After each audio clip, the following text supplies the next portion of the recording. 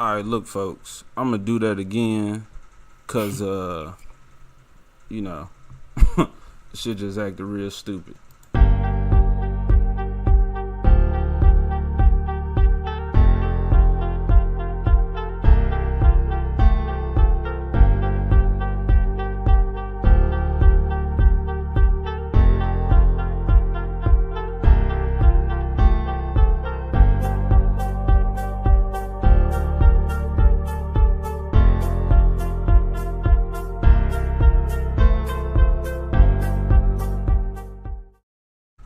There seems to be no sign of intelligent life anywhere. We in there. We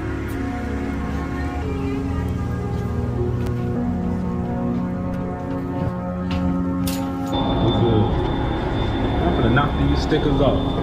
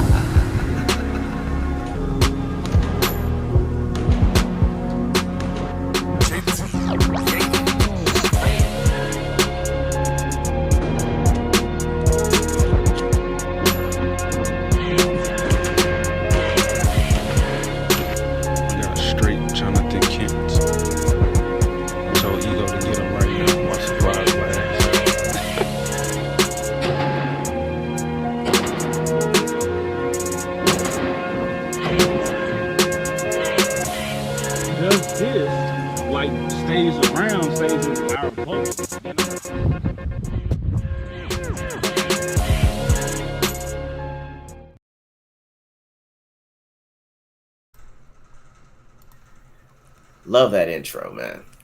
Make you bounce, make you move. What up, people? We live. Y'all in here. Y'all jamming with us. How y'all feel about the intro? How many times have y'all seen that? Usually we hop up in here and nobody's in here but us, so we just be listening to it. But we got 3 people in here on the Heroes No Capes podcast. We appreciate y'all. We suiting up. We ready to. I was about to take a bite out of crime. That was whack. You know what I mean. Mission ready, mission start. You know what I'm saying? We ready to bring some truth to the people. All right, let them know what's going on. All right, in this media, in this entertainment world that we involve ourselves in. Gordon, good brother, what's up, man? How you doing, bro? You in here? You suiting up with us? Welcome. All right, what up, people? This is episode 12, if I'm not mistaken, of the Heroes No Capes podcast. I am the abomination, known as AJ. Yeah. Ooh, clap, clap, clap. Yeah, I ain't got to clap, but I'm saying that's where I put my little clap, little sound thing. It's coming. What up, A2, D2? Hold on, I'm introducing everybody before my man's ego. My bad, bro. So it is all good. Like, we got people in the chat, let them know what's up. Hey, guys, it's me, Ego, E-G-O, and I'm ready to go with episode 12, man. Abomination AJ, what are we talking about today? Well, unfortunately, people just can't quit fucking up. All right. Unfortunate for them, but we got something to talk about. We got weirdo, racist Miles Morales comics. Thor just went crazy with it. All right. We got Ezra Miller, yo boy.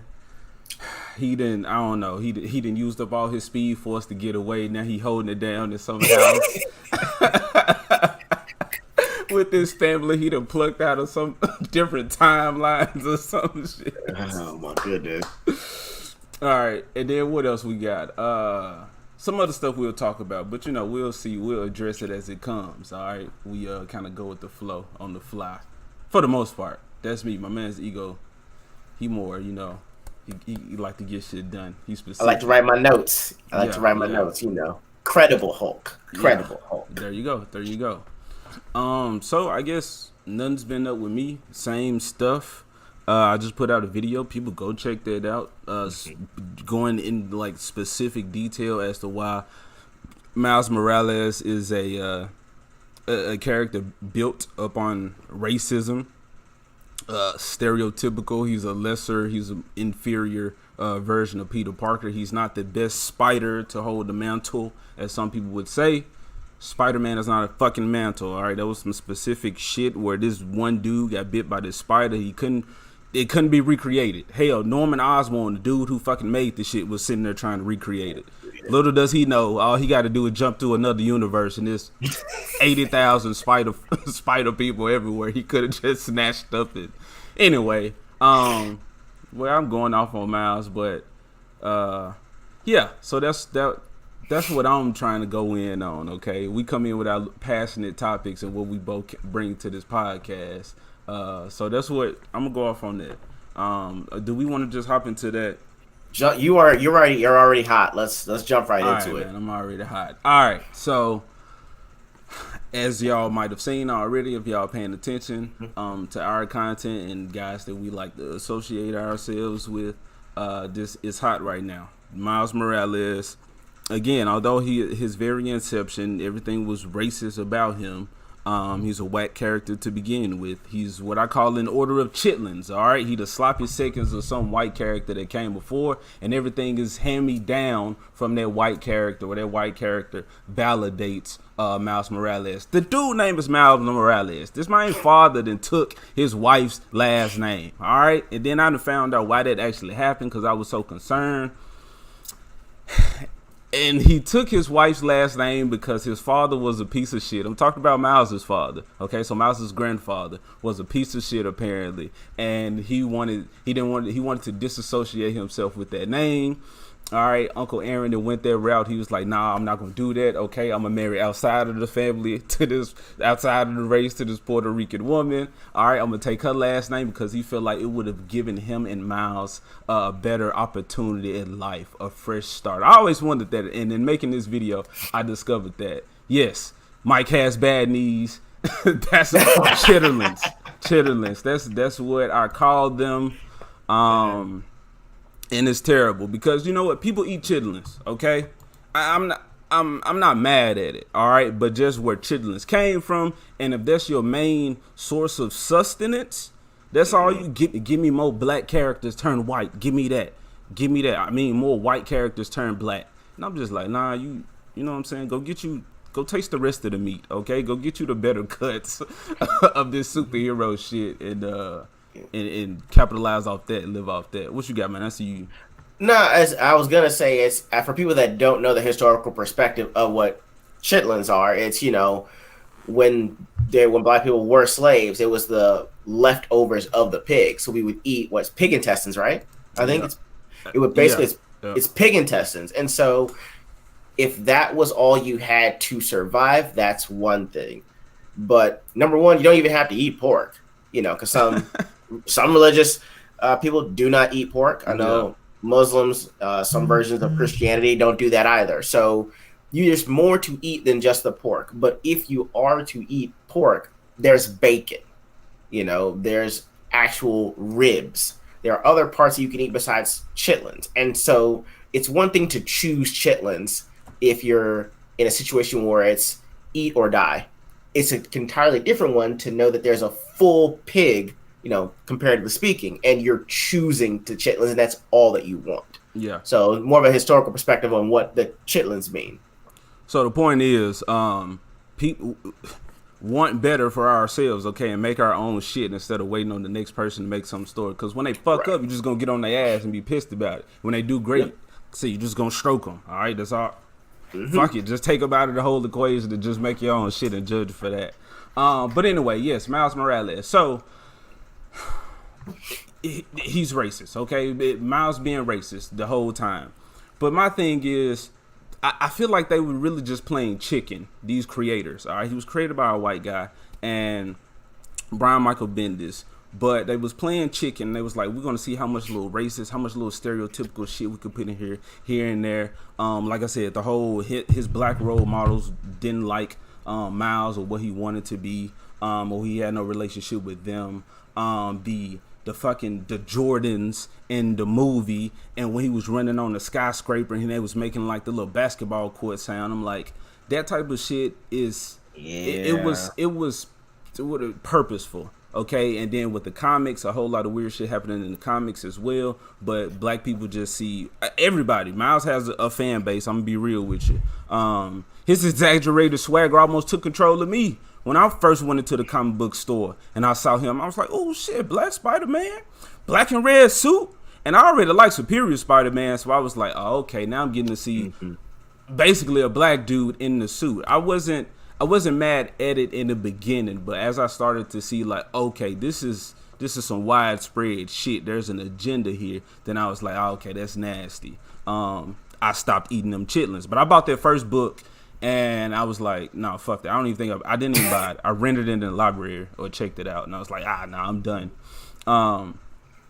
His villains are the same for Peter Parker. Yes, his villains are the same, but black versions. Definitely in all these what ifs. I haven't kept up with Miles really. Like I said, I just kind of learned some more shit in making the video. But all these what ifs, his uncle is just the fucking villain. So this is like some ever occurring shit to where this nigga just got this feud with his uncle, and where's daddy at? Is he dead? What's happening? I don't know. But anyway, Ego, what you got to say, man? I be ranting, bro. No. I mean, so I'm not sure if you knew why the impetus for Brian Michael Bendis making these black characters. Yeah, bro. Little daughters. Right. He adopted 2 black girls, and now all of a sudden he has this amazing wave of white guilt. So he decides to make black characters.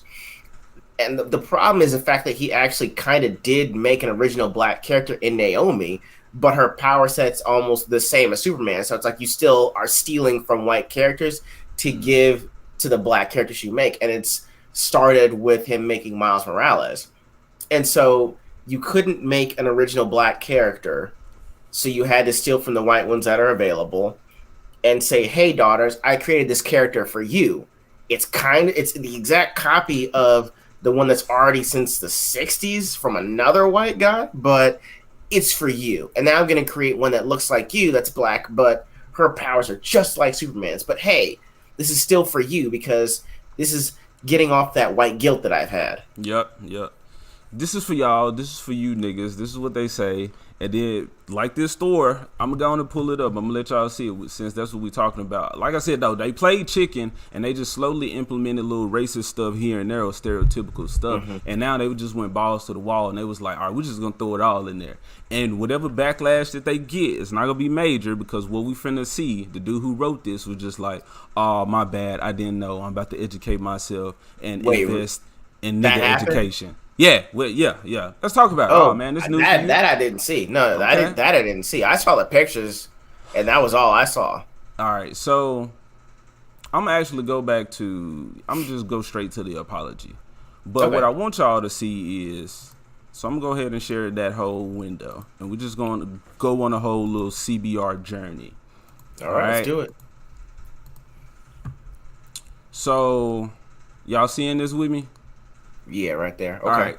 So June 15th. All right. What If introduces Miles Morales as Thor and his best friends are Asgardian. Now they was releasing news Juneteenth. Remember, pay attention to the date. I just saw that. Pay attention to the date, bro. This shit is all purposeful. It's orchestrated, and if y'all ain't paying attention, they just gonna keep giving you what you got right here.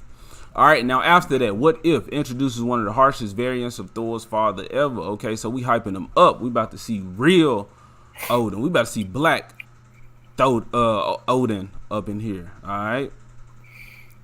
Keep going. Some other shit. All right. Miles Morales fans decry What If Thor issue for perpetuating harmful black stereotypes. This was 5 days ago. So this was kind of recent. So people was like, hey, that shit was wild. All right. There was some real stereotypical, some real racist shit going on in there. So what happens? Miles Morales What If writer apologizes for inauthentic writing, donates paid to charity. Now after that, Miles Morales What If stories hint at a larger problem for Marvel's Ultimate Spider-Man, where they talk about how he's just this slate that they just slap, him into everybody's character, and how he's not his own person, which a lot of people have saying for a long time. Most definitely Young Ripper. I was saying this, but I didn't have a channel. So hearing Young Ripper say this type of stuff when I went to the internet, I was like, okay, you know what I'm saying? Somebody else is seeing this. Some people are woke to what's going on. And then I see this whole, catalog of this man's work. So I'm like, okay, there are people like me, like-minded people going back to the whole, we not crazy thing. So that happened. And in his apology, right, What if Miles Morales? Yehudi Mercado apologized for inauthentic writing and pledged to donate his pay to a New York City charity. He said, this is on his Twitter account, I've taken the last few days to step back and listen, and I acknowledge your criticism for my recent issue of What If Miles Morales was Thor. While I've lived a different experience through my own Jewish and Mexican background, I still know inauthenticity hurts, and I'm sorry this failed on that front. I've appreciated hearing and learning from my Black and Puerto Rican comics peers, like they speak for all of us, and hope to use this moment to help promote better authenticity. I'm also going to donate what Marvel paid me to the Brooklyn Book Bodega, which works to build literacy and get more books to kids in New York City. I covered this in my video, so he feels like because niggas talk like how he wrote in his book, that's how he feel, or that's what he was told was really black, what was really good in the hood. He was like, I need to improve these niggas' education, so let me go put some money towards that. But anyway, that's what happened. So, again, I've been talking for a long time. I'm just going to say this man's donating his own money to this shit instead of holding Marvel accountable and saying that, hold on, it was a bunch of us that worked on this project. Y'all let this shit happen. Marvel, fix it. Do something about it. Make your little fucking statements or whatever. All right, man. Passing it to you. No, I mean, it's kind of like the BP oil spill that we had like a decade or so ago. It was basically this company that was BP was leasing out this oil rig, right? And there was this big spill that happened in the ocean. And the problem was the fact that, you know, that oil rig had been leased out by different oil companies. It's just that BP happened to be the one that was holding on to it when that spill happened. And so to your point, it's like they made all these Miles Morales what if characters. And once it got to Thor and this writer got caught with it, it seems like he's taking the entire blame when it really is Marvel's fault. Like Marvel made an inauthentic character from jump. Yeah. And the fact that you can't call him by the superhero name, that you have to reference him as his full name, no other character that I can think of outside of, man, maybe Constantine goes by their real name. Mm-hmm. And people people know Steve Rogers because he was a soldier. Like that was a military thing. Like he went through that. Right. You know who he is. Right. You know who Iron Man is. You know Tony Stark. But this dude, it's like, do the people in the world know him as Miles Morales? I don't think so. We know him as Miles Morales. I do. I think they know him as Miles Morales because if you say Spider-Man, it's not going to be like, oh, the one that wears the black and red. Like, no, they're going to think it's Peter Parker. I think they do refer to him as Spider-Man, just being real, because Gwen is Ghost Spider. So he is Spider-Man, but it's like, again, it's like some meta type shit, like some breaking the fourth wall. It's like, you reader, make sure you know that this ain't Spider-Man. This is Miles Morales. But we're going to, have the blackface Spider-Man or depict him as that for the money, to capitalize off the look, you know what I'm saying, the name. But no, this is not Spider-Man. Just like, on one of these articles, I don't want to keep reading more shit for people, but like I think in what we just kind of saw in one of those little headlines, this was the first one of the few Miles stories that is not made by a white guy. Or so the main line is, Brian Michael Bendis, white guy, but these what ifs are made by black people. So it's like, you niggas are not even good enough to get the actual story. Now, like I said, I don't know who's currently writing Miles. That could have changed, but this was the only one of the What If series that was not written by a black dude. This dude is Mexican and Jewish. Now, he's only one cog in the machine. Like I said, he wrote this dumb shit, but you have to think about who told him, who influenced him, who patted him on the back, said, yeah, that's cool. Because everybody ain't fuck up in the same direction of racism. You know what I'm saying? He wrote it, but who graffitiing everything in this fucking art? You know what I'm saying? Who is putting fucking rims on the chariot? I'm surprised it's not driven by pit bulls in the picture. Like, maybe I need to see that. Maybe I'm talking, maybe I don't know. Let me know if y'all need to see that or if y'all haven't seen it already. Ego, have you seen it? Do I need to pull this shit up? I saw the thing where he's in what looks like the hood of Asgard, just walking out and rapping like it's In the Heights. And I'm just mad that like he's still wearing Jordans. I think they said if nothing else, he has to wear Jordans. He can't wear tactical boots. He can't have the helmet. I don't see the helmet at all. All I see is the dyed hair with the lightning bolt fade in, but there's no helmet. Milner has stickers on it, so it doesn't look he's treating it with any respect.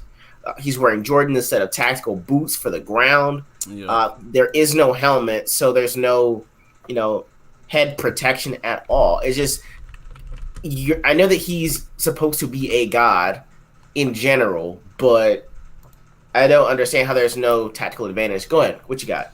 No, like you talking about he doesn't, like, he's not the warrior god Thor. Right. He has Jordan. So Michael Jordan came before fucking the Thor? Asgard religion. Exactly. He doesn't have the helmet, but they made sure to put the little design in his face.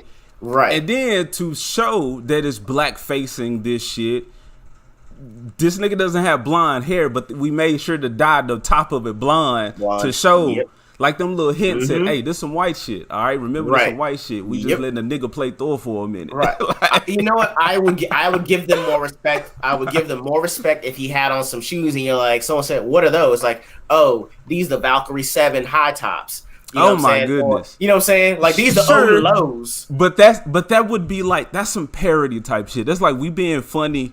Like, we know we being funny and racist. Right. All right, but for them to put this shit out as a, like, this is y'all's story, this is the great black story that I'm bestowing before y'all, this is the what if that's gonna set Miles over the top, and it did. And hopefully it, did enough to where people actually wake up and just stop accepting this character. I was hyped for the, Across the Spider-Verse, because, you know what I'm saying, okay, Disney might be involved, but it's separate. It was Sony. This was back on my high of the first one. But now I'm just like, okay, I'm stuck. I'm not gonna do it. Like, I'm stuck in fuck that movie. Fuck this character. Fuck it all until somebody comes and just reboots. And just cancels out the whole Disney era of all this shit and say, all right, now we about to do these characters some justice. Because they can be. No, go ahead.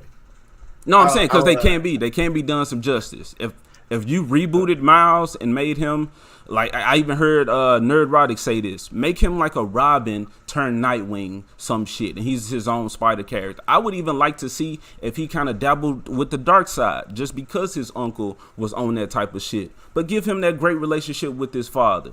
You know what I'm saying? Like, keep him there and be like a pillar in Miles' life, as opposed to like he died in the fucking game, or whatever. You know what I'm saying? That's all I'm saying. Hold on, yo. Wolf Guy Werewolf said the first time I ever heard about this was when I saw that Frost Giant with the damn fade. You telling me a Frost Giant had a fade? I didn't see a Frost Giant with a fade, but I wouldn't put it past him, because if Loki, you know what I'm saying, having these Frost Giant babies or whatever, then, and he black in this shit. But the Frost Giant did not speak the black Asgardian tongue. So like I said in my video, that's exclusive to the brown skin people. It's only the brown skin people that talk like that. This Frost Giant was talking like, thou wilt not destroy me. Take these ice blast or whatever. He was speaking regular. All right, so even the monster had more sense. Okay. than he spoke proper English. He spoke proper Asgardian tongue. And then they had shoestrings on power poles. Why the fuck are they using electricity? Why? The black Asgardians are lesser. We letting you know. These niggas got electricity. They shoes are hanging up on the power lines. I don't know if dude know, but those are folks that died in the hood. So apparently black Asgardians can't come back. They don't get redos. Once you niggas gone, get out of here. It's done. Wow. That's like, hey man, Valhalla's a basketball court in Harlem, Bro. You play what? It's oh my god. That's just it's especially upsetting for me because I actually read and love Norse mythology. Yeah. It's good to get a sense of it when someone says, hey, we have this rich history, we have our own characters. This is the lore. These are technically the rules within the lore. This is where we get the difference from what was called philosophy and what they call Odin's ass meat. That's actually what it's called. It's an actual story in there. So, how you can tell between actual philosophy and just, words someone made up and put together to sound really smart. There are actual lessons in that lore.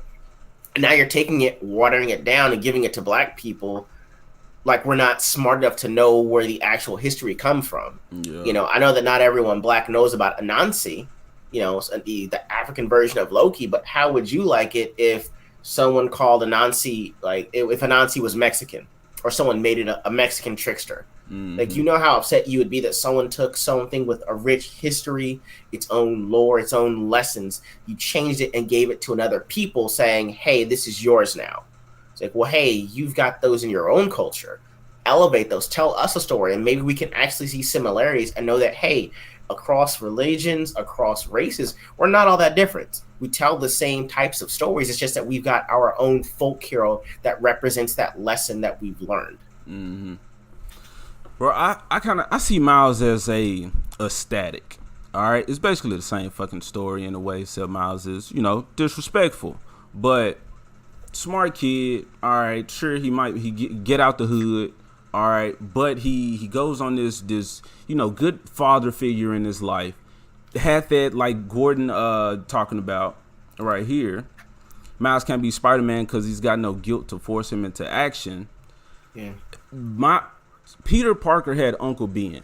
So, and they raised this boy. He grew up in this stable family. All right, his parents was taken away from him, but in the line of duty. All right, for some greater good type shit. But then you still had a mother and a father, and an aunt and uncle that still gave him that foundation that taught him to be a good person. And then the guilt of Uncle Ben being taken away from me. In my moment of being emotional and not thinking about the bigger picture, this man was taken away from me. Now he's a young man and has to support this old lady. Her money running out, whatever funding she didn't had, maybe his insurance or whatever. Like, so he's like, I gotta take pictures and deliver pizzas and do all this dumb shit because, you know what I'm saying? That's sure that can be a hood perspective as well. We know that sometimes the man is not there. All right, and then the young men have to kind of grow up faster. But I'm just saying, Peter at least had that responsibility. So he had that balance, being a superhero, being a regular person, being there for the people in Peter's life as well as Spider-Man's life. Miles didn't want to be Spider-Man. He was like, I don't want none of this shit. My dad hate mutants. All right, this is some power. I just want to be, what I'm saying? I just want to keep my head down, just be smart, go to school. All right, I just want to be a regular kid. He didn't have nobody to kind of like uplift him. The uncle was like, oh shit, you Spider-Man's son? Okay, go punch that nigga out. Go zap him over there. You know what I'm saying? I'm going to clean up. We're going to take out all these other evil dudes so that I can become the head dude on top. The head evil dude. And then you got Miles' dad like, nah, none of that superhero shit. These mutants whack. They out here fucking up the world. You know what I'm saying? Fucking up buildings. People's is dying. And Miles is like, damn, dude, like I'm a mutant. I'm right here. Like, he didn't have that relationship. What I'm saying is Miles is fucking inferior. Okay? And then it took Spider-Man, white Peter Parker, to come over there and build Miles up and say, hey, man, you can do it, Miles. You know what I'm saying?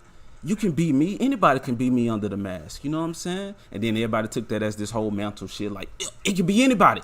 He's validated. He's the best. Because Peter said so. It's like, no, these white writers in the background laughing at you niggas saying accept this. You know what? I think that every time that they send us a whack black version of an auditional white character, all I hear in my mind is everyone in the ruckus voice from the Boondocks. Oh, praise white Jesus. That's what got him out. We finally got us a well-known superhero. Friendly neighborhood Spider-Man. He need to clean up the ghetto. Praise white Jesus, and that's it for that West Coast. Static and Execution is the Black Spider-Man without ripping off Spider-Man. Same style, different original character. Easy. Yeah. I mean, the thing is, he had his father. His mother died, but she died while I think she was a nurse, like an ER nurse, or she was out during the game issue, and she died. So he still had that sense of responsibility to his family. His father was heavy in the community. He had his annoying older sister. He'd actually kind of had more of a tragic black experience, but it was still one that could have been relatable to everyone else. And it still kind of was the beginnings of Peter Parker's Spider-Man story. Also, that was dear to me.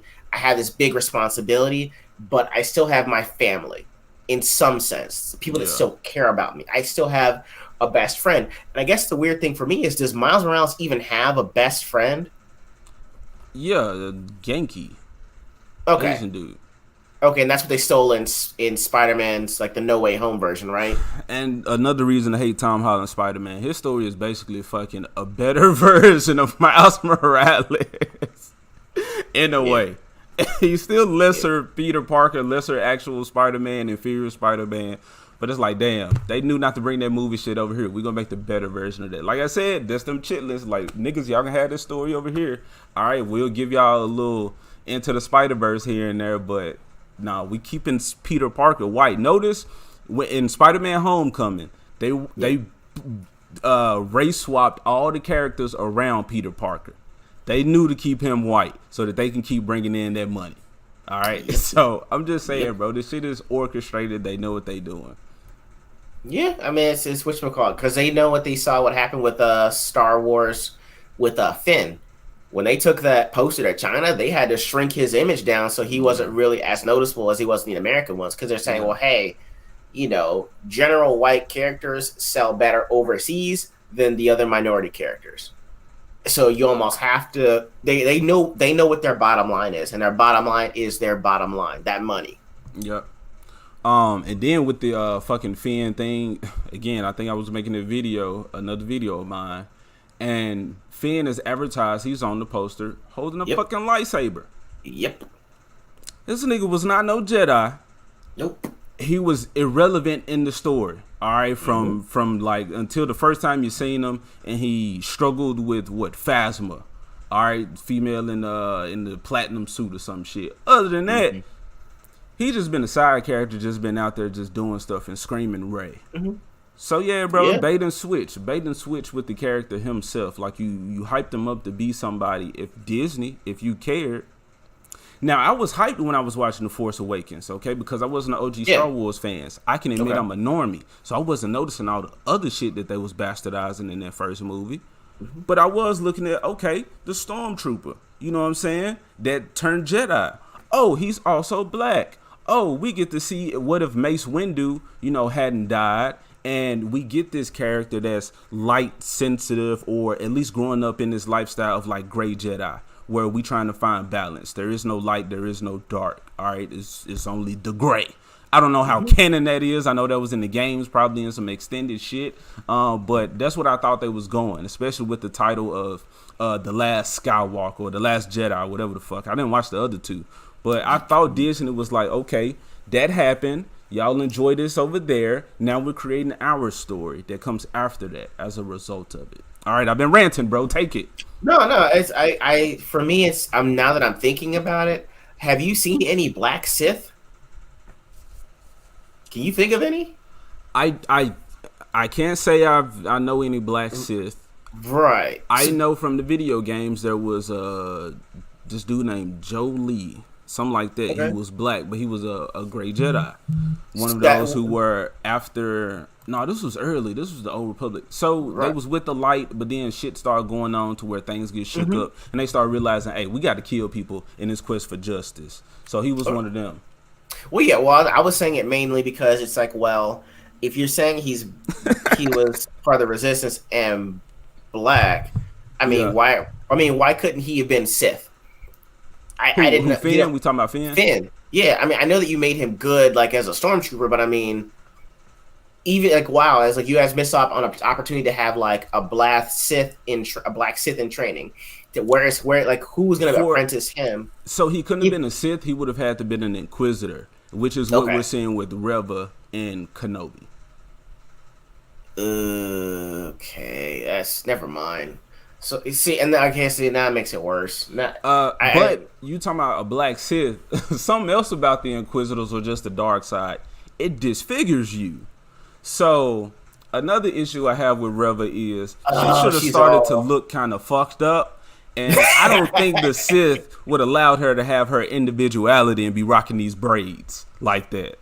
I think they would have cut that shit off, or, you know what I'm saying, some helmet, something, because when you watch Rebels, which I didn't like Rebels, it came after Clone Wars, like they had helmets, like the mushroom head dude was from Rebels, so he was in there. So like, it like that series itself. Now I guess I'm moving into Kenobi, but I'm not an OG Star Wars fan, so we ain't got to stay there. But it just didn't even look like Star Wars, and I'm a normie saying that. Yeah. Like this, like when they kidnapped the fucking Leia, which that scene, that you need to see that scene. That shit was terrible. These three dudes like trying to like galloping through the forest while this little girl gone. She sliding down hills and shit. You know what I'm saying, with the slightest bit of momentum, and they bumbling idiots. And then so they catch the girl, and then one of them says, "Hey, I don't think we should be doing this. Or do you think we should do this?" And he says, "Let's just get it done." Pauses and then turns over and push the button. And you can tell everybody in Star Wars just be pushing random buttons on these little consoles. They don't mean anything. They was like, "Hey, push a button. Make sure you hear a beep boop pop."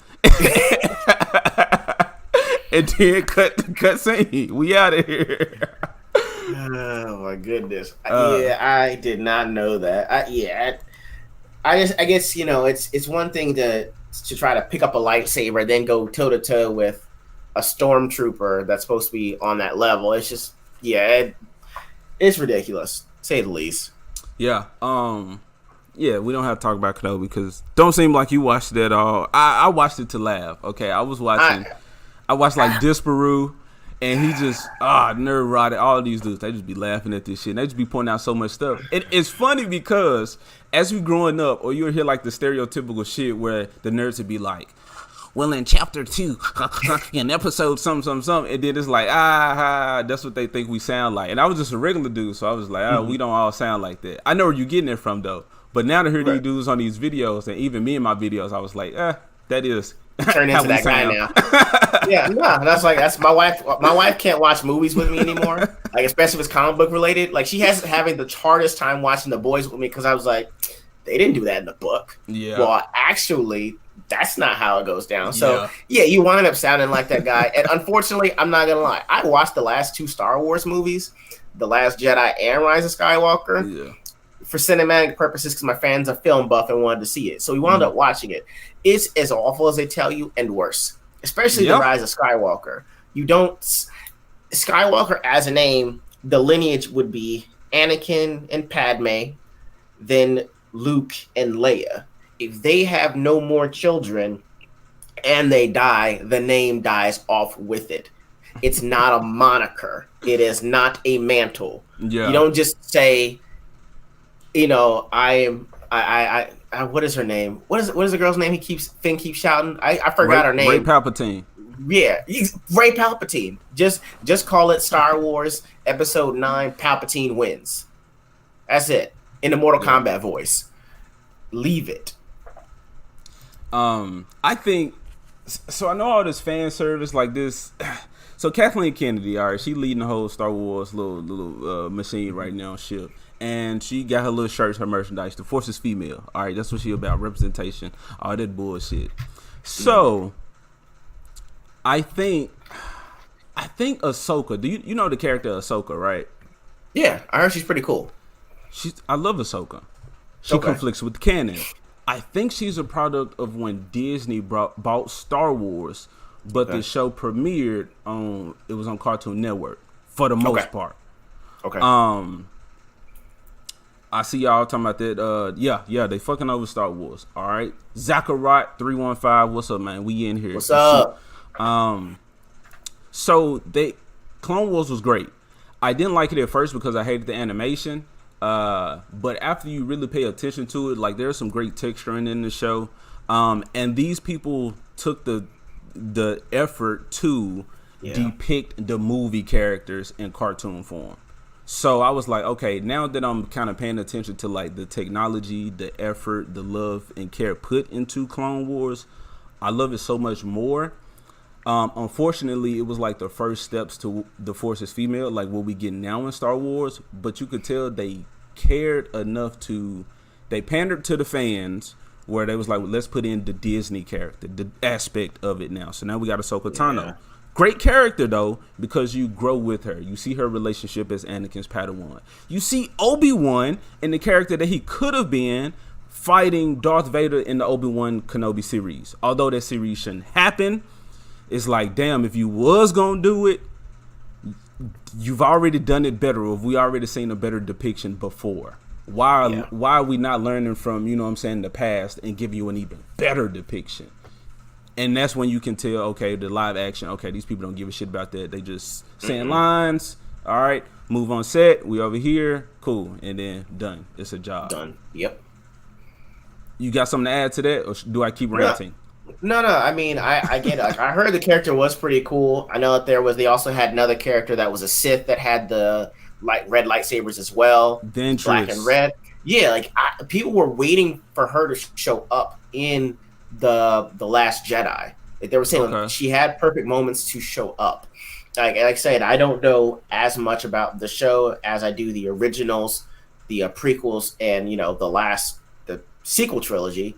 I mean, I had heard good things about the character development and even the battles they faced. Yeah.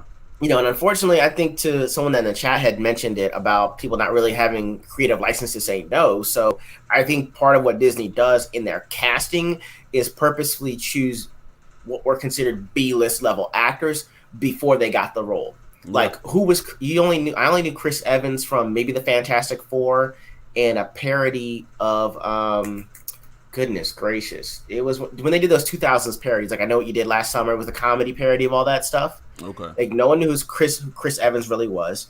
Robert Downey Jr. had drug alcohol problems and had been in jail. Goodness gracious. I mean, Samuel L. Jackson was Samuel L. Jackson pre that, but he had to have his ultimate version look like him for him to be cast in the Avengers with all the roles that he got. So even if you think about it now, Rosario Dawson, I think, plays Ahsoka in the Disney series, but no one really knows Rosario Dawson like to that extent. Like, she's not a megastar taking on the role. It's not like go ahead. I get what you're saying, but I do think she's been in enough movies to where she shined and people respect her as an, I'm gonna say actor. I don't even say actress with females. I'm just I don't like words. Yeah. So as an actor, she's fucking great. I just don't think that's my issue with moving to live action. To see Ahsoka in Clone Wars, I know y'all are not finna see that in a Ahsoka live action series because it's live action. Ahsoka was great because she was fluid.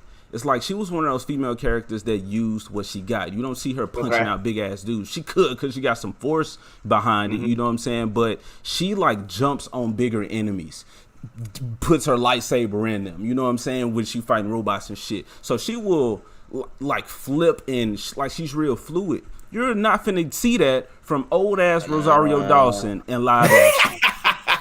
And the way, they use the Force so fucking lazily in Kenobi, I'm talking about every time they come to a door, zoop, zoop, not pulling off doors off hinges. You know what I'm saying? Like none of that shit. They used the Force. I didn't see a Force lightning not one time. Now you're gonna tell me that Ahsoka, who was again that bridge, she was more of a. It seems like she was a Jedi consular.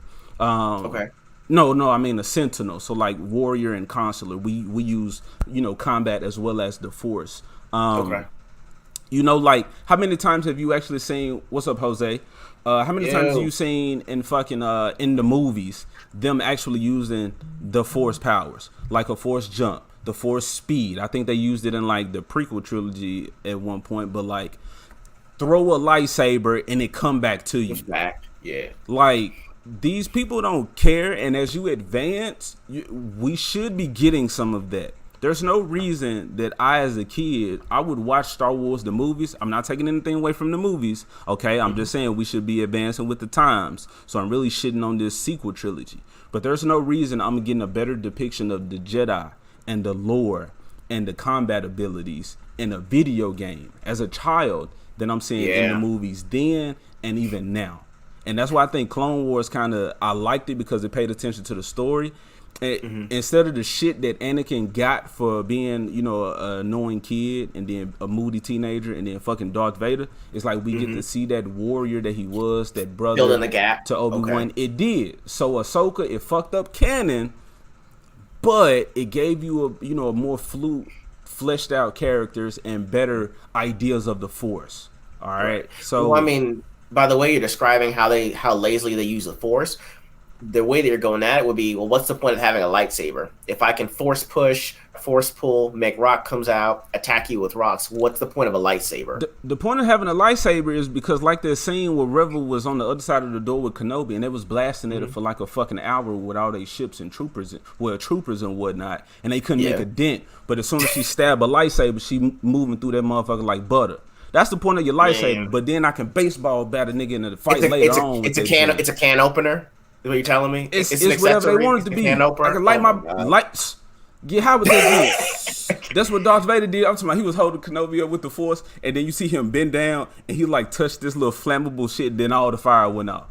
I was like, you couldn't, and all this is just set ablaze. And then he used the Force. They can channel a whole bunch of rocks and drop it on somebody, but Darth Vader couldn't use that Force and drag Kenobi through that fucking flaming glass. Straight disrespect that man. I would have gave them nuts for that, and I would have been like, damn, that's a badass Darth Vader. It shouldn't have happened, but I'm just saying, like, to see these again, more attention paid to the Force and the power scaling, because you'll see Darth Vader fucking hold on to a whole ship and keep it from fucking taking off. It's like they not paying attention, they don't care, and they know the audience doesn't care. They just gonna make up the excuses. The excuses are built in like patch notes. I mean, yeah. You said it well, man. You said it well. So. All right. So that's enough for me on some Kenobi. Again, I'm not even a die-hard Star Wars fan, and I'm seeing this shit, so I only feel for you guys and have an idea what you're going through. I saw it with Spider-Man and the Hulk. All right. What's up, Mike has bad knees? The other point of the lightsaber is because when fighting another Force user, they cancel each other out. Got it. Okay. Most definitely. Hey, check out, if y'all have not seen The Old Republic, check out the cutscenes to that game. The animated trailers. And you will see the Force taken in a direction to where it's like, wow, that's what we want to see. That's what we imagine these characters as. It's fucking beautiful. Gordon, good brother. Fight scenes need to be directed by people who've been in a fight.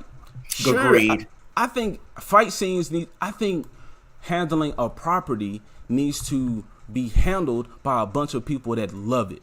And of all those people, you find people who love it that are also talented in these different areas of their project, you're going to get a fucking masterpiece.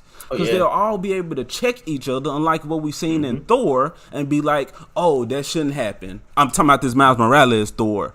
I'm saying you have different people working on a project where it's like, I love this. I want to see it done justice.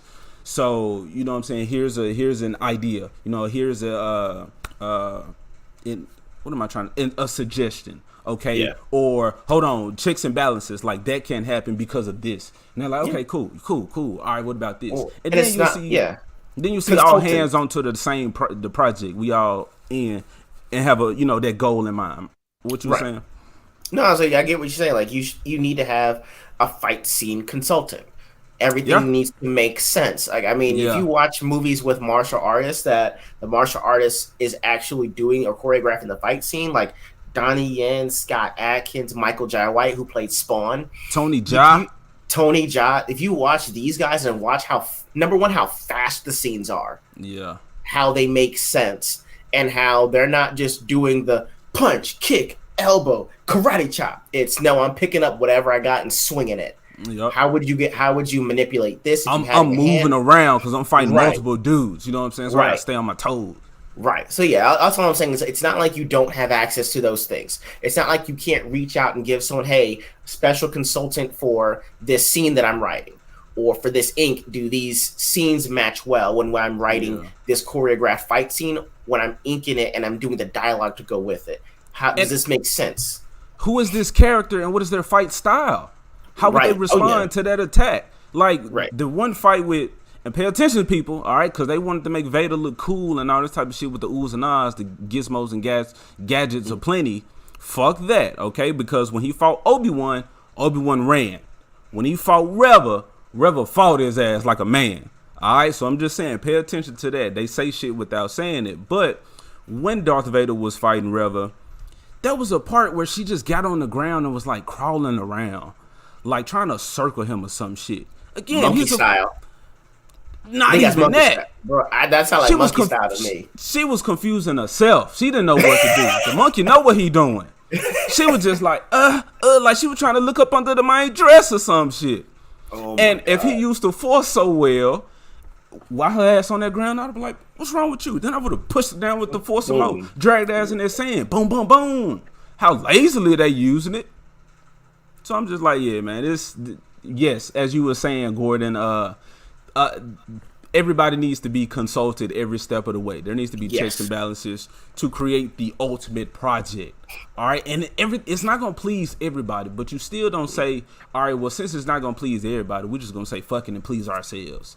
Yeah, it's like you tell a good story, you tell the story that you want, you know what I'm saying, to please you, but you got to think about what makes sense and what people would want to see. Not just I want this in the store because I want it. It was like, all right, well, that's just dumb as fuck, and you just destroyed everything that you done did before. Therefore, I'm not paying attention. Fuck it. Exactly. I mean, we ran that topic longer than I thought, but it was actually good, man. What you got? What we got on next? All right, that was Kenobi. So, Ezra Miller, I'm gonna let you take this one over. This your boy. All right, yeah, I'll pull up the article. I say this your boy because I like messing with you. I know, man. It's just like, as a Flash fan, my favorite character is Wally West. The character brought into the cinematic universe can't seem to catch a break. This is not the Flash. This is fucking Ezra Miller playing Flash. These are people depicting a terrible Flash. Fuck that guy. Fuck these movies. I'm just saying, man, in the almost 80-year history, all I wanted was one movie. One movie. That's all. You can go do it in our backyard. I will be black. I mean, we might as well. We find us a white friend to get in the suit. We will. We'll make a Flash and Static or something, man. God damn. Now we got Gear. That's that's Static white friend. Okay. Well, yeah, Static and Gear. Let's do that. Well, that's what we have to. We're going to make a Static fan movie, y'all. All right, I'm gonna have to grow my hair out to have the cornrow so I can be the shadow black dude, just grabbing people and pulling them back into the shadow. We could you a shadow. You just go in the costume and they got like fucking braids. I can do that. Get a wig. Okay. Ebon. Gotcha. All right. Ebon. Okay. Yeah, get a wig. All right. Cool. See, we got our own thing now going. We got our own shit. We got to find a Gear. Okay. All right. We can do that. Right. When we do our fan project, the Teen Titans, though, I'm gonna be race swap Beast Boy. Okay. I'm gonna have green skin on, but I'm gonna be Beast Boy. People. Fuck y'all.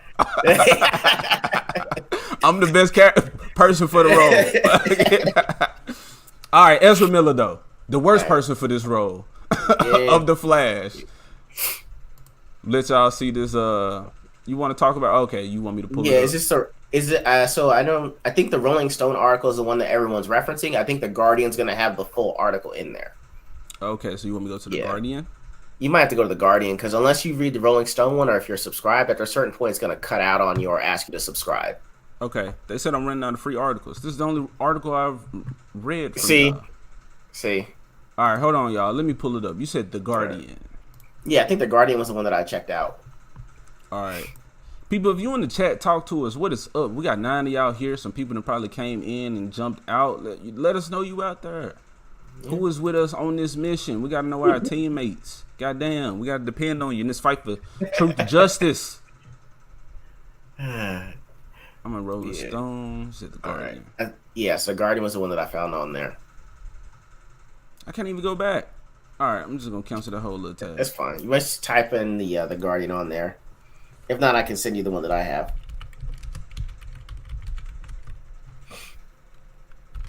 Is it the Guardian? I believe so. If you type in Ezra Miller guns, you'll probably see it. All right, I think I got it. It's right next to the Rolling Stone article. All right, people. Hey, Destructo, what's going on? Hey, what up? What's going on, Destructo? That's what I'm talking about, man. Let us know you in here. Talk to us. We not hiding in the shadows. We out there. What am I trying to do? Oh, yeah, share that screen. Yeah. All right, y'all. Ezra Miller fucking up. Yeah. We about to give y'all a little, as far as we know from this article, a little inside scoop on what's going on. Guns and marijuana. Boy, that sound like a good time. You ain't supposed to be doing that to children, though. Come on, man. All right. So I think this one dropped. I think it started dropping maybe a few days ago. It's Rolling Stone that had the article because they've been releasing all the stories on him lately over the past few weeks. all his run-ins with the law in Hawaii and now back in Vermont. So this is an interesting story to me because they're saying that while he was in Hawaii, there was a woman that was trying to get out of the relationship that she had with, I don't know if it's her husband or boyfriend. All right. So he said, I will house you on my Vermont 96-acre property. Right. So Ezra, the mom, and these 3 kids jet off to Vermont, and they've been staying there, I guess, the past few months on his acres or on his property. Right. And so from what they're saying is saying that the father was saying, hey, I didn't know about this. I didn't authorize it. I haven't been able to talk to my children. You know, they're staying there. And now they're saying reports are that there's guns everywhere on the property, that the 1-year-old son of the mother put a live round in their mouth and they had to take it out, I believe. And that there's copious usage of marijuana going on the property, right? And so I guess it's kind of a weird thing where I don't want to have to defend Ezra Miller on this one, but I need to know that this is almost 3 things going on at once, right? The mom is saying I was getting out of an abusive relationship, so I had to leave. And this man is offering me shelter, right? And if you aren't on 96 acres, and you know that Vermont has legal medicinal and or recreational uses for marijuana, and you can grow it, and you have a Second Amendment that you can exercise in the state of Vermont to the extent that they're saying, well, I'm having a hard time trying to figure out where this is his fault. If they're saying that there's rampant drug use going on in front of children and that there are guns in the playroom, then to me that would warrant a visit by Child Protective Services, a pop-up visit. I have no problem with that. Won't defend it. But if all you're saying is I have sources that showed me this or showed me that, and I haven't seen any video evidence. I think the guns they were trying to show were, they were muskets. Like, if these guns were sneakers, they would be the Pilgrim's Progress lows. Like, one-shot, literal muskets. And they're saying assault weapons. I mean, I don't know if you got an AK or a 9mm pistol caliber carbine, but the pictures that I've seen in the thumbnails have been muskets. So where I know that Ezra's messed up his credibility and has really jeopardized the movie moving forward, I don't know outside of a CPS pop-up visit you can do at this point. You know what I mean? I got you. It's my turn. You passing it? Yeah. I did. I said my piece. Go on, man. All right. I thought you was gonna read the article. I'm not reading that shit.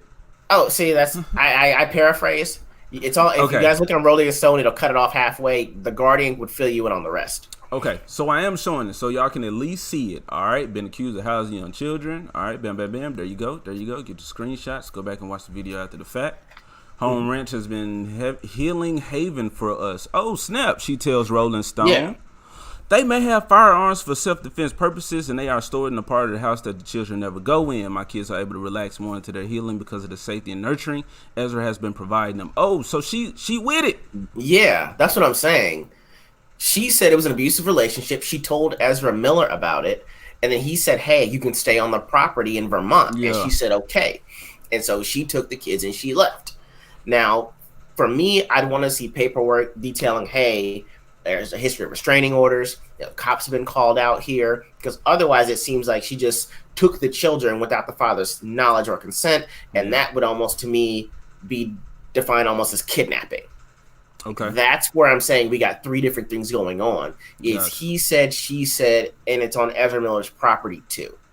Gotcha. So that's what I'm saying. You know, if you're not handling firearms while smoking marijuana, if they're separate and it's on your property and the whole thing is legal, that's fine. If they're staying on the property because she got away and she's got paperwork to prove it, we don't really have a case here. Yeah. So I get what you're saying. All right. The mom is fucked because she's even in that situation. All right. I don't know what type of drugs and money Ezra Miller has coerced her with, or maybe it was just the life, on the farm, away from the family, whatever. But Ezra Miller has a series of unfortunate events, all right, for other people that he still needs to account for.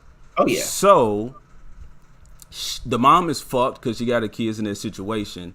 Yep. Like just snatching them up from the father. Possibly. Again, I would assume that she's fucked because of how she handled the situation and where she's at now, especially with everything that's public about Ezra Miller. So she's fucked for that. So, you know, like you said, everybody just needs to be investigated and needs to be done something about, because these are not people that just living their own lives and we bitching about it. This nigga is a menace to society.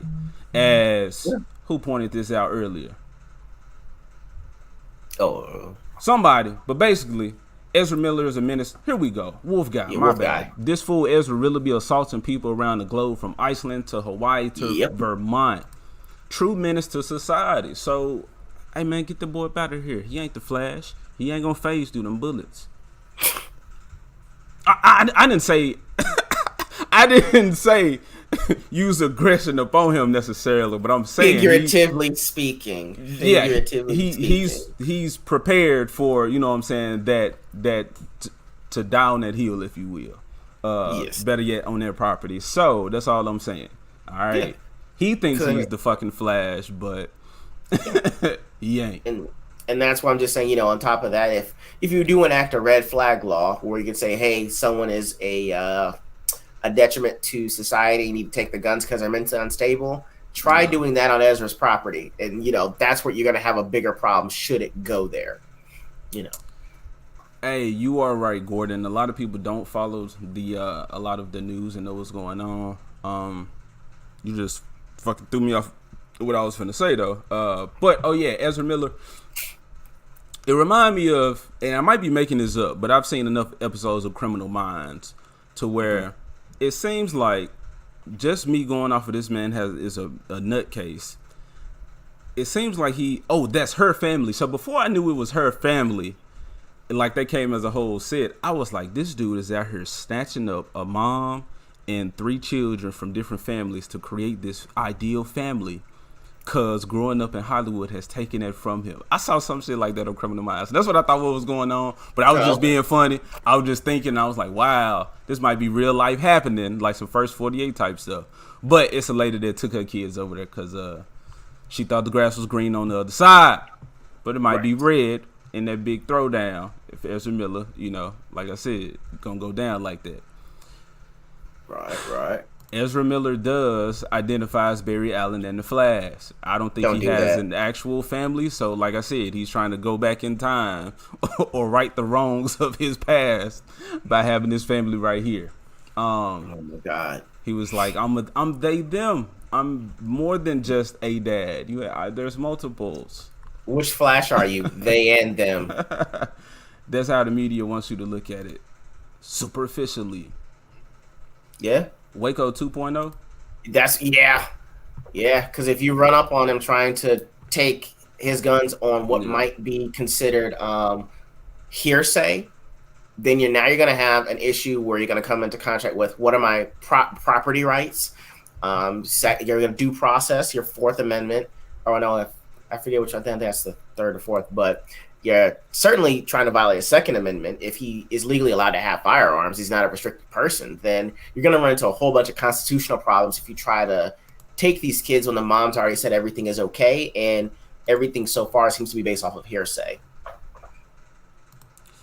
So I'm seeing. So just more of the chat. Again, talk to us. Let us know what y'all want to talk about, because we done pretty much covered what we want to. But I just thought about this Miles stuff again. So the racial like stereotypes, or I guess with the Ezra Miller thing going to, I think the reason nothing is done because of the identity politics, you know, they them type situation. When he was around here beating down women, it was like, what part of him was actually hitting the woman? You know, was he a woman at the time? Was these was this a cat fight? So all of that, again, I think the world is pretty much fucked to where shit like that can go down or happens. But again, I was gonna say I had one quick thing to do then, just like a special shout out, quick topic real quick when you get a second as well. Okay. But okay, so the racial shit. All right, so just going back to this. So this man, he got graffiti on the Bifrost Bridge, right? And the Bifrost it's not exactly tangible. Like, it's tangible to walk on it, to like enter and exit, but it shouldn't just be there holding graffiti. So if it's not tangible, you're right. Yeah. Like, as the once it becomes intangible, the graffiti should like fade away or drift or some shit. I don't know, but anyway, so that's weird, and it's just like a lot of this racist shit that they doing couldn't happen if they really just thought about it or cared about the character. Yeah. But like, so I was telling y'all, the troll speaks fucking English, right? Or the correct dialect. Mm-hmm. I feel your blood freezing. And then Loki. Okay, so not every black person talks in rap. That's fine. But Loki says, his uncle, this is Uncle Aaron, says, "What is this? You intend to show me a lesson by letting your son die." And Odin says, "This chaos was of your making, Loki. Thor's blood will be on your hands." So again, even in the what if, they still couldn't. What if our brotherly relationship was fixed and actually, you know what I'm saying, was good? They still bickering, and Odin is willing to let his son die just because it's of his brother's doing. Do something. Cold feet, brother. My son failed me by trusting you. So I'm just going to disown my son because, he paid attention to you for a minute. If Thor cannot defeat Laufey, then perhaps death is preferable to the realization that he'll never be worthy of my throne. This nigga ain't worthy enough to be my son. I might just leave out on him altogether, like so many other black fathers. When clouds collide, all they need is a shove. He brings the thunder. Best believe it, bruh. When did the rapping start? We have a rapping narrator. Is that who that is? Bro, I think he was trying to channel Hamilton, and this thing fell apart. Bro, I haven't seen Hamilton. I haven't either, man. So, and another thing with this, like, okay, because I know people are hyped for, I think a Thor Love and Thunder trailer just came out, and there's like some premiere or some shit going on. Pay attention to what you see, what we've seen from Thor and what we're seeing now. I know in like, what was it, Infinity War or Endgame or some shit, like he held a star, he's so powerful. I don't give a fuck. Again, choreography. Why is this dude not spinning this hammer, bam, throwing it into him, I'ma catch it, bam, bam, bam on him, alright, I'ma charge up some lightning and zap all of y'all over here. That needs to be Thor regardless. Not no special end fight where we fighting a whole bunch of aliens or a big bad. No, that should be him, because Thor, now you was talking about loving or actually knowing something about Norse mythology. From what I learned in high school and what I read, Thor was the god of war. So his hammer was not actually a hammer like we see Mjolnir. It was a hammer like flat on one side and then kind of pointed on the other, so that he can bludgeon and blunt with this side and then come back with the other and like impale people, because he was a god of war. I mean, so from the Neil Gaiman version, it was actually, it's forged from a dying star, but the joke was they made the handle short. Like Loki was playing a joke on him. So it is Mjolnir, but it's actually a lot shorter on the handle. Okay. It was part of Loki's joke. Yeah. The actual storyline. Okay. Yeah, the mythology is like it was a joke. Like he's a big man with a small hammer that he has to kind of wield. And so that was really it. That was just a joke. Like he got him from, I think, some dark elves. But the part was Loki told him to make the actual handle a lot shorter. Okay. So it's mainly a joke. So I mean, I know that they're trying to make it a functional hammer, but it was supposed to be a joke. Well, what I'm saying is, I need to see more from these characters that, to let me know by these people handling them in these movies. Fucking, because Ultimate Spider-Man, I'll go watch Ultimate Spider-Man. It was on Disney XD when Spider-Man was actually like working for S.H.I.E.L.D. But once you know the character that you're creating, you can like, it's easy. It's cake. The stories are already done. And it's just already like done. It was just like, how would Spider-Man behave in this situation? How will he respond to this? That is why I like Andrew Garfield's Spider-Man. Like I recall that one scene where I think he was who was they fighting? Was it Electro or some shit? And He was like, he had the firefighter like hat on, and he had the jacket, and he was like spraying it with the water hose. I'm like, that's Spider-Man shit. You know, he's having fun while he's fighting. Okay, especially when the threat is not exactly a, you know, like I'm trying to kill folks. He's just being a menace. You know, like Electro, for instance. It's like that's the fun of Spider-Man, and I'm not seeing any of that from this. Let me check a message. Give me 1 second. All right. Okay. Keep going. You talking about on here or all the way? Yeah, keep interacting, man. I'll check something. I'll be right back. It's just me and you, chat. What is up? If y'all in the chat, come talk to me because I'm here by myself. It's just me and my Lion King figures. And the people in here I talk to, ain't nobody around. And his figures on the back wall. Them Jones dope. We trying to help my man with the background and trying to get there to figure that out. Yeah, it's a pretty lazy script. Bro, I watched some dudes that they came with a out of the theater reaction, and they was just like, yeah, had some problems, but, you know, overall, it was a great time. You know, I'm ready to talk about this and go more in depth in my full review. I'm like, bro, that shit's garbage. Say it's garbage. Hold your nuts, son. Let them know. The dialogue was written as if it was translated by a 3-year-old. And that is because, Christopher Miller, that's what they think of the audience. That is how a lot of the audience responds to this shit, okay? So I can't blame company for doing company things, all right? But when you can tell that it's more company driven as opposed to art driven and trying to create something that can resonate with a lot of people, then you get the bare minimum. Like I said with the Star Wars, you get people just say the line, push the button. Chiwetel Ejiofor in the Lion King 2019 remake. You ask him how did he develop his character for Scar? He said, well, they just gave me the script and I said my lines and they put it through the technology and I saw what they did with it. So they put a nigga in front of them that's just gonna do exactly what they say. Don't ask no questions. Just do it. Okay, company gon' company, exactly. Whereas Jeremy Irons was like, well, I pitched this, you know, I tried this, I did it this way. We had the storyboard up there, so I was like seeing the character, I'm getting the flow, you know what I'm saying, of the character. And then they'll pitch some, and then we'll, you know, different takes. We try it out. They figure it out. This company now was just do what I tell you. Just do what I tell you. This dude that just apologized for Thor, I'm telling you, everybody fucked up in the same direction of racism because somebody had to say, just do what I tell you. Just do what I tell you. Just do what I tell you.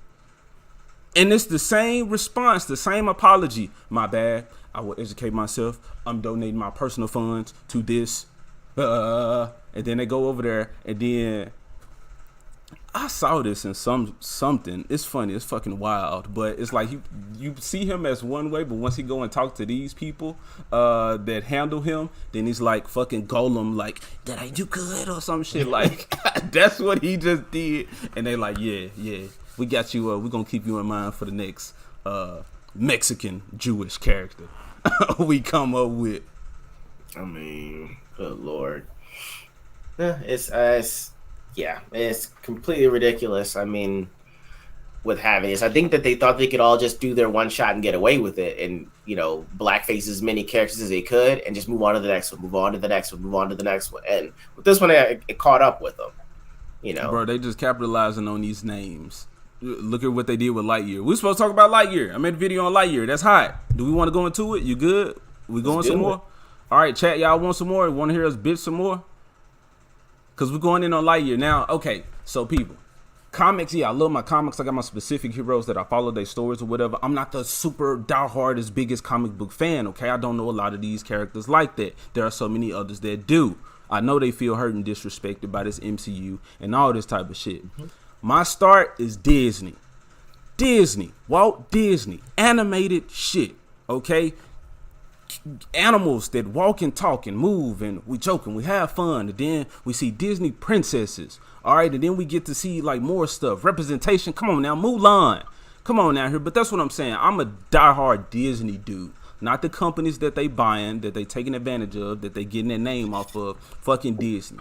So to see that this company that I grew up with, that got me into animation, got me wanting to draw, that got me wanting to be a creator, to see them go from that and to turn into this.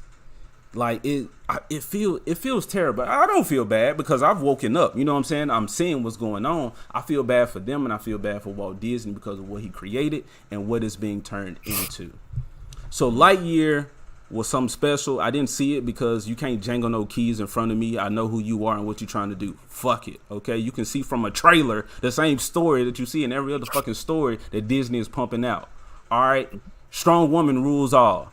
If she's black, she's even more spectacular, or if she's colored. But Lightyear, they capitalized off the name. All right. Again, this was a Disney property that was Disney. It's not anything attached. It was their shit. And to see this character, just to hear the wording, the rhetoric that they use, his big mistake. He fucks up. You know what I'm saying? He's narcissistic. You know what I'm saying? He's pushing Woody's buttons. I was like, who? Who are you talking about? Is this coming out your mouth, Disney? And you know, I'm knowing that's wrong, and I'm watching Toy Story, and I'm just like, okay, these people don't know this character. They will make this character whoever they want him to be. The same way you see mainstream media depict YouTubers or people who are actually critical. They will paint you as whatever they want to push their agenda, to push their narrative, to say this wonderful SJW message. And they say black, or they say gay, or they say strong female. And they hope them ears perk up and they be like, okay, they're going to come consume. They coming in. We got them. As Dave Chappelle would say, gotcha, bitch. You win here. That's all we need is the bucks. Fuck your criticism. We ain't worried about none of that. We just want that money. And how we going to do it? We're going to slap Lightyear on it. And we're going to get some people. I think I said on the last stream, bro, cut me off if I'm just going on and on. But I said on the last stream how it seems like somebody is... like you'll take somebody, the people who were working on Lightyear, they were connected to it before. So I think Angus MacLane worked on the first one as like some artist type shit, and then Gail Sussman worked on Toy Story 2 as like some technical person. So because these people have been attached to their property before, who's ever in charge of Disney now, I thought about this story. I was comparing it to something. It's The Princess and the Frog, where Dr. Facilier got to the fat dude, okay, you know, the prince dude, Naveen, his little assistant. It's like Disney gets into that person's ear and say, hey, if you do this for me, if we get him out the way, you know what I'm saying, I'm gonna put you on top. And I think that was these people's pitch to, or you know, the offer that was made to them to go and fuck Buzz Lightyear like they doing. Especially with him saying that the gay kiss, like that whole idea of that person was an afterthought. And then I recall from when I made my first video, Gail Sussman was like, well, we presented ideas, but they weren't received well by whoever they was pitching it to.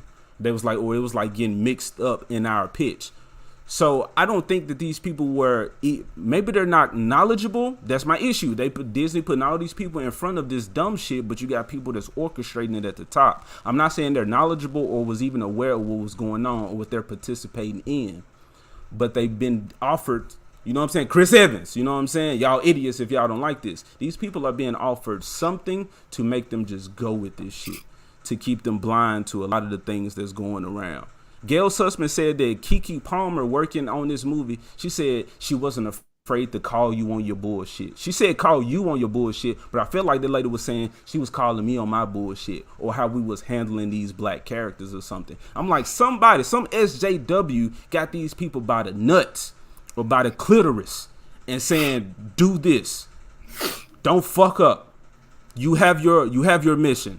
You know what I'm saying? I'm getting passionate. I'm getting pissed just thinking about it. But it's like once you see this across the board, not just Disney, you see it from Warner Brothers or like the pandering, like you see it from all this type of shit. The Rock come out and tell fucking Joe Rogan, oh, bro, you don't need to be saying nigga. Oh, I apologize, people. I want to disavow. I don't want to associate with Joe Rogan. He's saying the N-word. Thank y'all for educating me.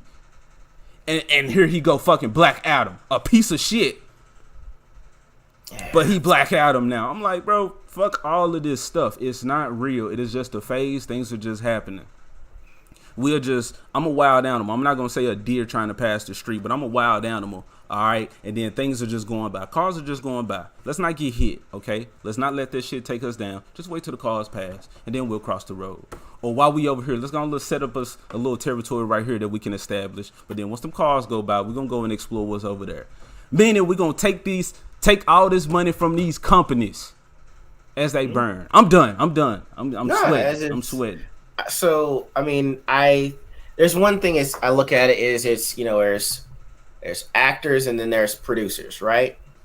I guess producers admitted that they injected that just to annoy people. Christopher Miller, yeah, you're absolutely right.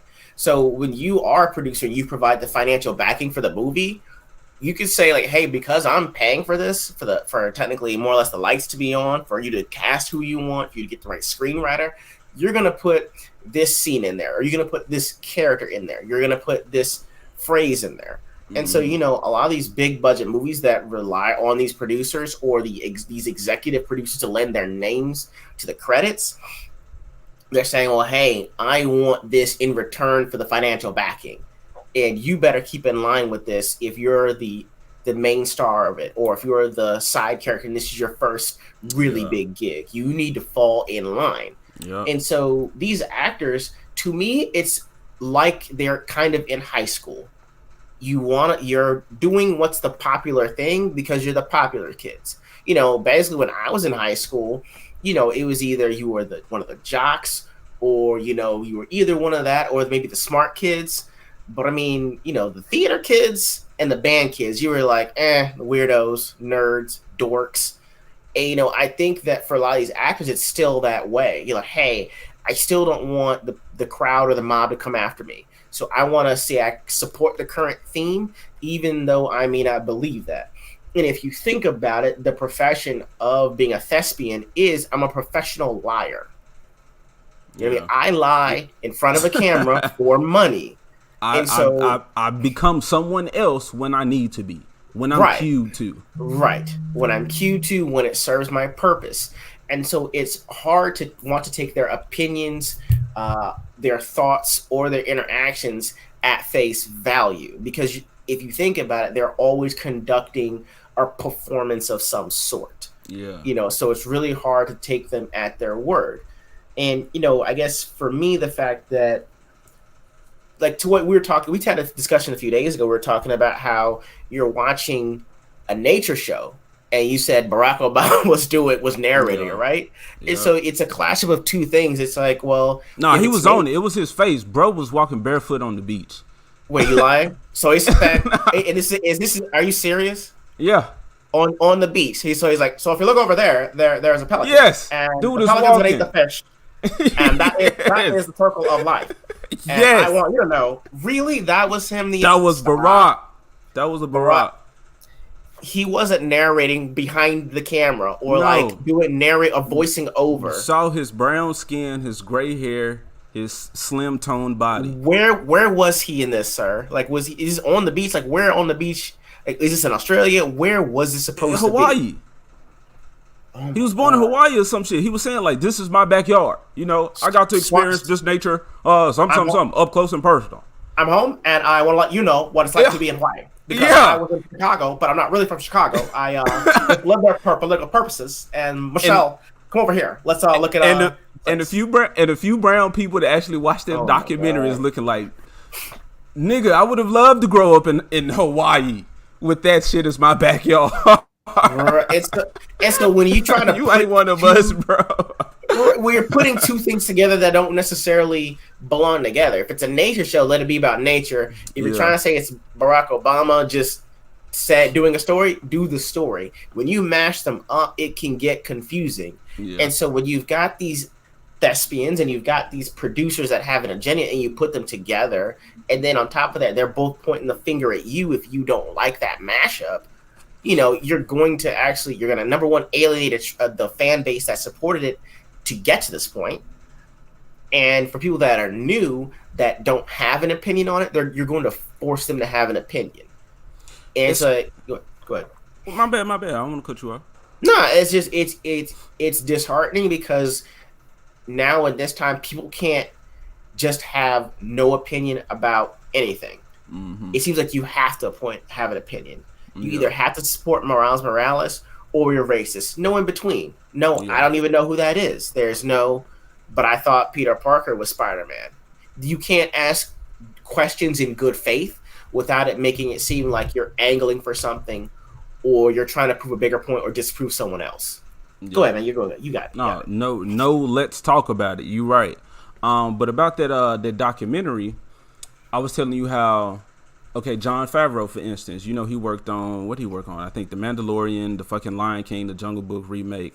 He ain't good with Disney. All right, and then I'm watching one of these nature documentaries. I don't even know if it was on Disney Plus. I think it was on Disney Plus, so it makes sense. But he was the like executive producer or some shit of this project. Okay. So it's like,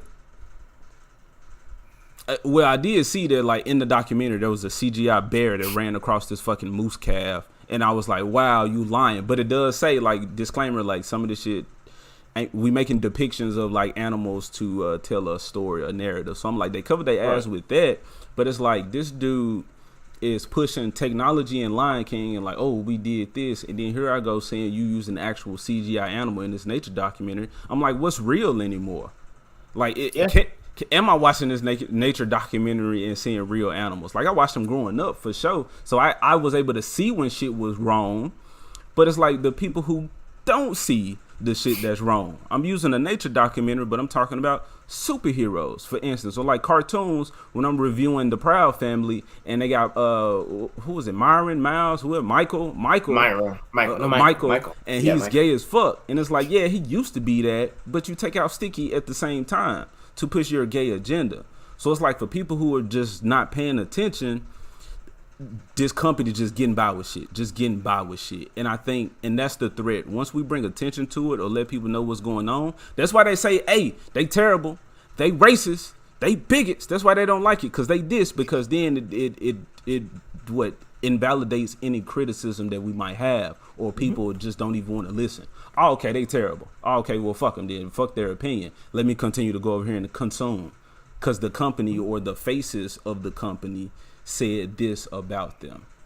So that's my issue, or that's my little awareness to what's going on in the world and what I see going on. But not to go too dark here, people, but once you pay attention and they push this same agenda, women are strong, men are weak, you can't criticize, you can't speak up, and then you see what's happening politically in the world where things are happening. It's like you can't say anything about this, you can't say anything about that. It's all controlled, and it's designed to keep us in a state of dependency upon them. Even with entertainment, like I said, we can't criticize anything, we must depend upon their criticism. Like Ripper says, like once his shit come out, people gonna be coming out like this ain't real, delegitimizing. They gonna say like, nah, none of that is real, we are the only source for everything that's good.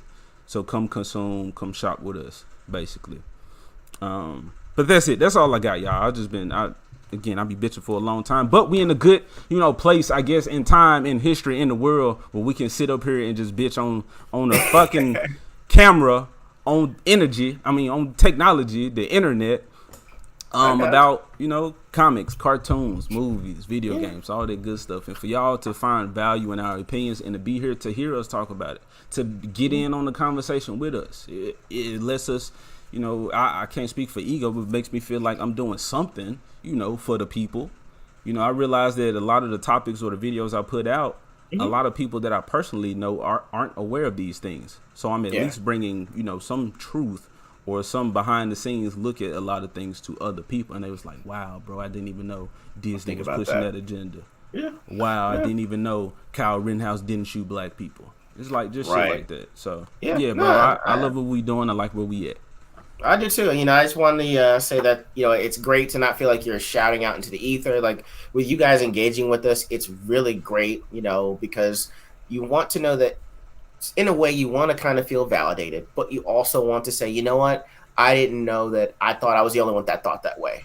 Or, you know what? I didn't see it from that perspective. Or, hey, maybe you should think about this. Even with the engagement that we're getting, I just wanted to give a quick shout out to Deadmosh316. We had a few messages back and forth, and he actually gave us or at least gave me something to talk about really quickly, which was the Dorohedoro anime on Netflix. Now, for me, it's hard for me to get into anime just because I know it can be a little wild and wacky. I don't really know the lore, all the time, and sometimes these shows can be like One Piece where it's got over 900 episodes, and I'm not doing that. I'm not gonna watch 900 episodes of an anime, but I'm I going to will watch say, it. oh, man, good luck, bro. When you report back in 20 years, you let me know how it was.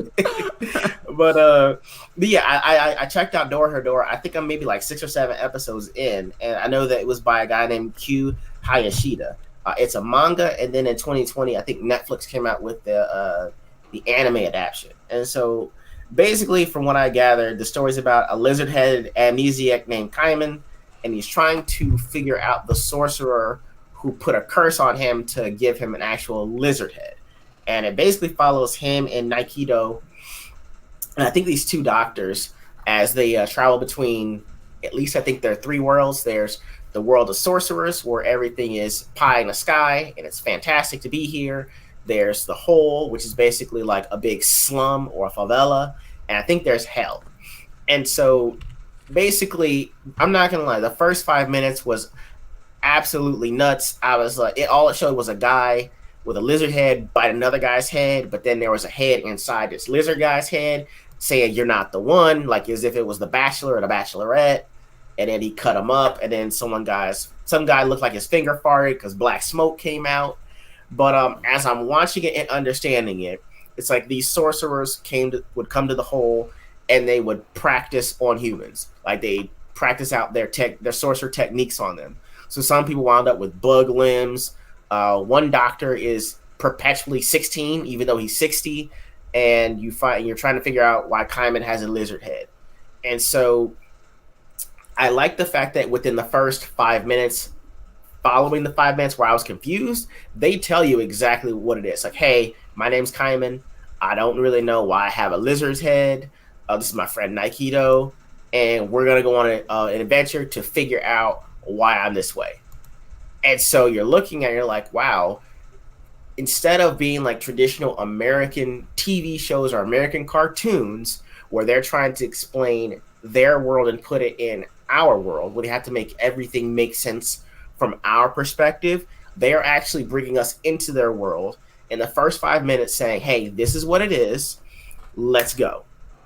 And you follow them and you you find out things as they do. So it was, big shout out again to Deadmosh 316, because it's a pretty compelling anime, and basically I'm getting in early enough to where if I want to follow it some more, I can.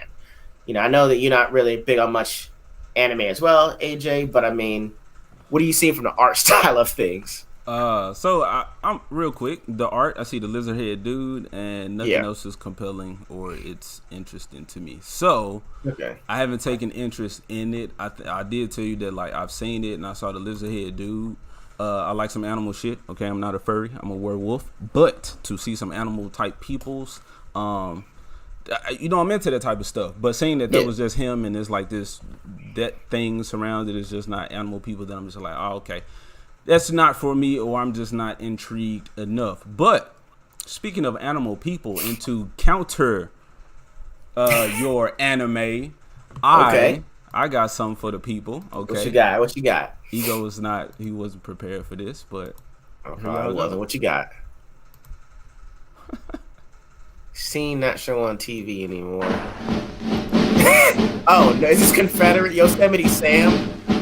Well, it's one of our boys. The sun shines bright in my own Kentucky home. Hey there, boy.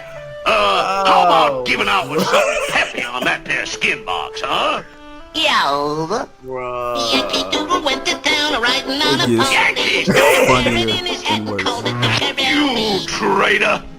Don't beat me, master. Please don't beat me, master. Don't beat that tired old body. No, no.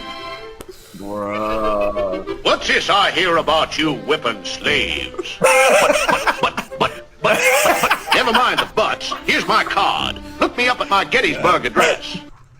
Oh. Oh, man. Bruh. Hey. Hey. Oh, shit. Bro, Bugs Bunny. Oh, Bugs Bunny is that guy. Now look, so I put that clip or part of that clip in my Thor video. Miles Morales is Thor. But I was like, does the racism have to be this obvious for people to just be like, okay, this is what's going on? Yeah. Which this cartoon was. Hey, I fucks with Bugs Bunny. He stayed in character. He was like, these slaves can get it too. I'm impersonating everybody. But that was fucking funny and that was well done. But it was bringing attention to something greater. All right, bringing notice to that. So yeah, man, that clip was to show that like just I guess you can have the race shit in there and it can be entertaining, but when they just do it like to the level to where Marvel's doing it and not like playing chicken, like expecting you not to pick up on it, that's disrespectful and this in your face, and that's when they shitting on you and you need to, you know, stop saying that. please stop, and hit a nigga in their face for disrespecting you like that. Exactly. You know, it's one thing when you say we need to do this thing with equity or diversity. Yeah. And all it is it means it has to have something blackface on top of it. Yep. And then on top of that, they get the black person to defend these big corporations. Like you defending Big Daddy over here. Yeah. Because he gave me a chance. They gave me a chance. Don't you say something about how that's blackface? Yeah. You don't want to have a problem. Exactly. So, you know, it winds up being its own thing. So it's completely nuts when it gets to be like that. Yeah, man. Gordon, he said it never made sense without Bugs Wild. Now, so yeah, bro, to see them take out Pepe Le Pew and trying to come after these other Looney Tunes, like, bro, Bugs is the worst one, and he the main character. Like, what you gonna do about that? But hold on, that's another example. They try to make a statement with Pepe, but then we just not gonna pay attention to all the shit that Bugs do. And because he's the face, because y'all know Bugs is Looney Tunes, we gonna keep him there and still make money off of it. But for social justice, you know, for the women's, we gotta take Pepe out. Even though no kid, I know I was a kid watching this scene, like even Johnny Bravo, I was like, okay, you run up on a woman and she gonna hit your ass, you know what I'm saying? So repercussions to come from that. And my mama told me not to do that. So it's like, bro, that shit, it does some good. The three, he said, don't forget the 3 crows, bro. Bro, I use them as my gif on Twitter because they laugh and I be tripping. Bro, hey. Anyway, look, y'all, this was a long ass outro. I was trying to make an outro before, you know, we got into all this, but that is it. All right, we here for 1 hour and 37 minutes. It's still going on. If I stretch this outro out even longer, which I'm not trying to, I'm hot, I'm sweaty. Ego, do you have anything short that you want to tell the people before we get out of here? Anything short? Nah, man. Hey, thank you guys for joining us on a Saturday morning. I guess into the afternoon, but yeah, it's been great joining and interacting with you guys. Thank you guys. Yeah, it was fun. We glad y'all here. We will catch y'all next Saturday at the next one. Heroes No Capes. We out. Yep.